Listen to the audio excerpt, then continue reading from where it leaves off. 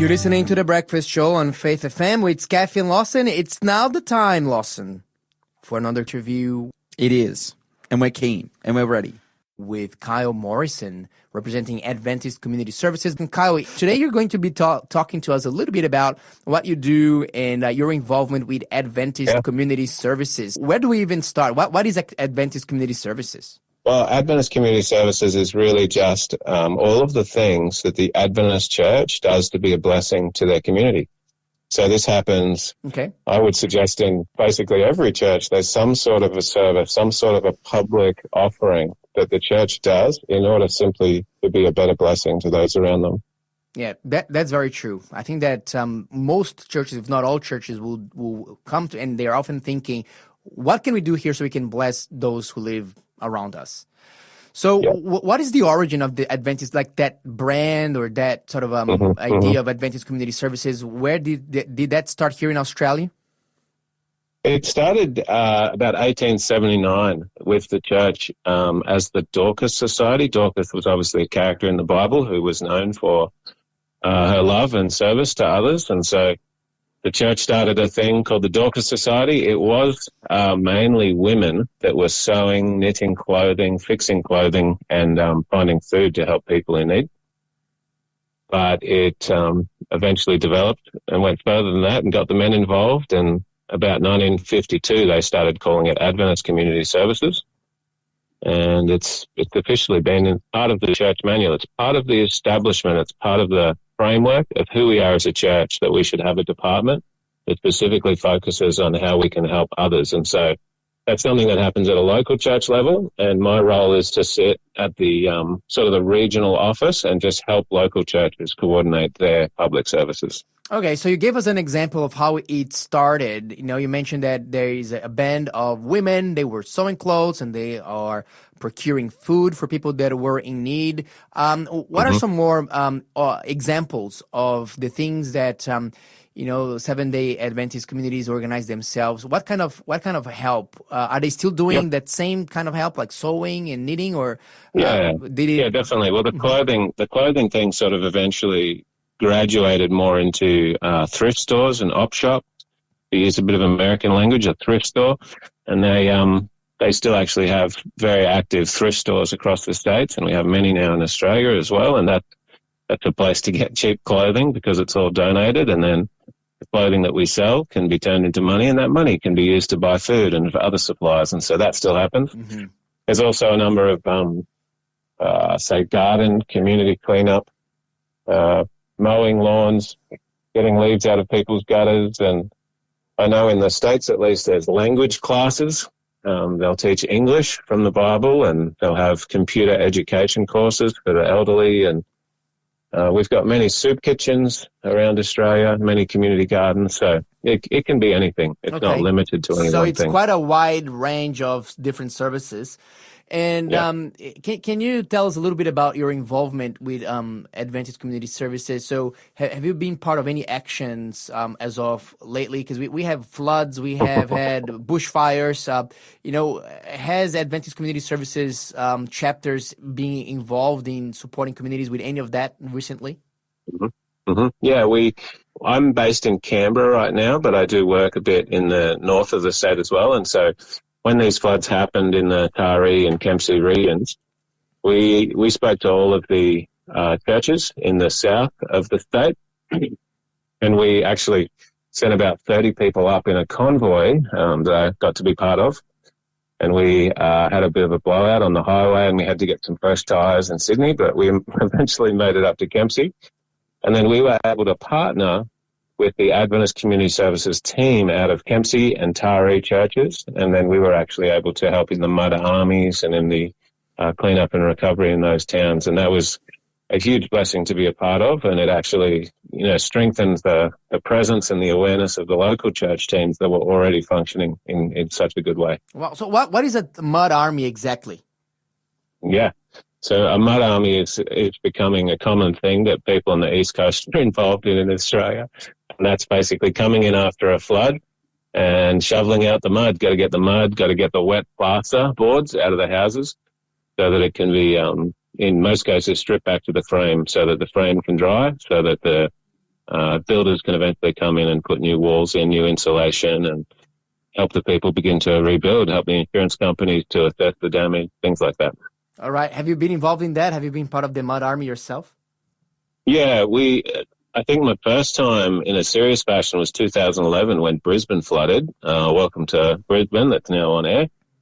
I was part of that. And then 2017, I was based in Kingscliff when Kingscliff and the Tweed, Warrenbar and everything flooded through there. I remember that one. So we got to be part of that one. And then my now wife, she was actually there in Kingscliff when it flooded again in 2021, 22, wherever it was there.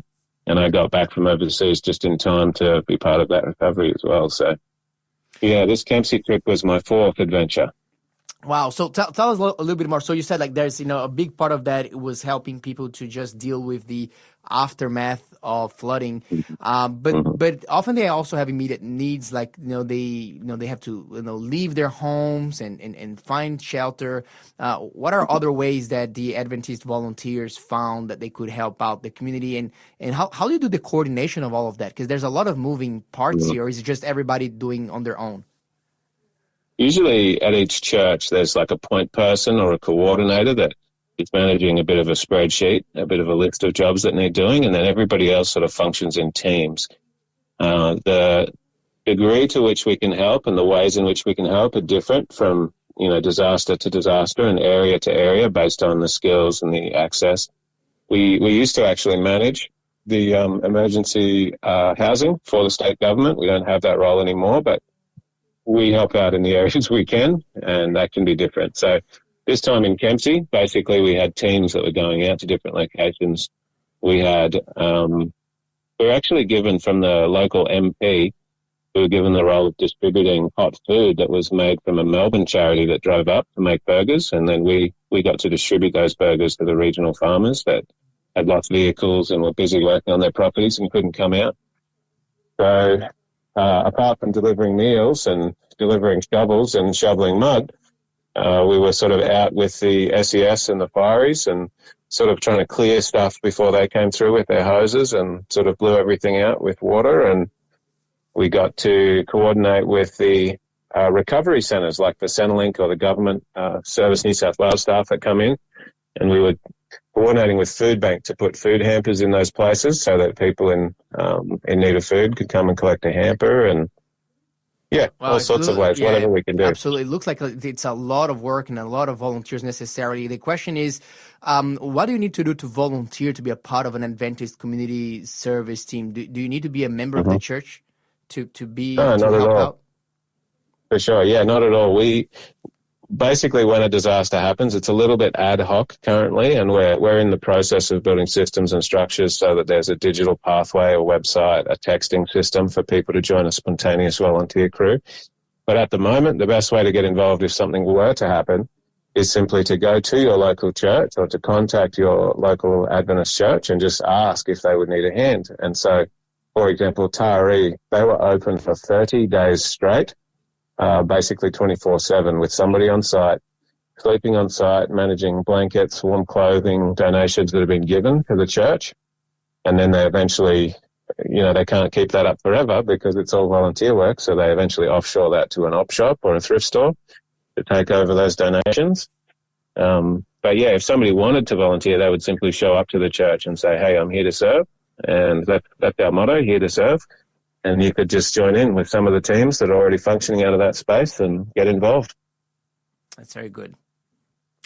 Lawson, does that sound something like you? Oh, dude, it sounds super exciting. And I've been super blessed to be a part of some, I think not necessarily under ACS, but being a part of, I was up in Kingscliff actually, 2017 during the flood, during that time, cleaning up, seeing communities helped. And it was such a blessing. I think many people were positively affected. And I think it did so much for the church as well, like to get their name out there, for people to see them, this level of visibility as well. And so that's been a really powerful thing in my experience. I guess from here, in terms of ACS's next steps and growth and implementation, like what can churches really do to interact with ACS and to see themselves ready for that next disaster that's around the corner. Yeah, so as it relates to the Adventist Church, it's part of our church manual. It's part of our structure already. So every Adventist church has the potential simply to start their own chapter of Adventist Community Services. Lawson, you were there with us in 2017, like you said, and what we were doing up there essentially was the work of Adventist Community Services. We just weren't branding it that way back then. So it's simply a brand campaign to rally all of the things we already do around that banner and that brand. But I know that many other churches already have these sorts of things functioning, and when we operate in a disaster zone or with any of the services, the soup kitchen, the ministries that are happening, it's done in collaboration with all of the other wonderful churches that are already doing wonderful things in their community. So in Kempsey, for example, the food bank, the food hub that operates there, they actually coordinate with a number of other food hubs that are already functioning in Kempsey, and they quite often share supplies, or if one has too much of one thing and the other one needs something that you don't have, or they often work together. And so the Adventist Church is basically a collaborator that looks to be a blessing to the community, not exclusive of the community. And so there's many ways in which they do that across the board in many different spaces. And I've heard that Adventist Community Services even got a mention in the Parliament in Canberra. What's that story? Yeah, that's right. So Greg Piper was the MP for Lake Macquarie in New South Wales, and then he's now become the Speaker of the House. Now, Michael was a local MP in Kempsey, and he was the one that hooked us up with the burger deliveries, and he was relying on us to do certain jobs in that town. So he actually came to the church, the Kempsey Adventist Church, and he wanted to thank the volunteers for their wonderful work. But he actually brought Greg Piper with him, and Greg is thoroughly familiar with Adventists, having lived in Lake Macquarie near Currumbong and Avondale. And he wanted to come personally and hand out these special Speaker of the House parliamentary pens, which I now have one of. Thank you, Greg. Because he wanted to thank the church for all of their wonderful work. And so Michael himself mentioned Adventist Community Services and the work of the Kempsey team in state government in a couple of his speeches, and we know that Greg now is fully aware of all that work that's happening in that space as well. So it's nice to get a little bit of recognition. It's more important that we can be there for the community, collaborate with others, and make sure that people get the help they need in the time that they need it. Absolutely. Kyle Morrison, thank you so much for sharing with us a little bit of the work that you have been doing in helping the churches to organize. And of course, a big thank you to all of the volunteers involved with Adventist Community Services for all the work you've done, all the relief you have brought to people when they were, at probably some of the most difficult moments in their lives. And we pray that that calamities and catastrophes, won't affect us as bad. But the reality is, the Bible says that these things, unfortunately, are becoming more and more common as the time goes by. So our response is to how can we prepare so we can help one another and alleviate suffering when tragedy does strike and happen. Kyle, thank you very much. We're looking forward to speak with you another time again here on The Breakfast Show. Have a great day. Okay. Anytime you can't get a hold of Justin Lawman, you just call me. Fantastic. We'll do that. Kyle is part of the show at 4:30 p.m. on Friday.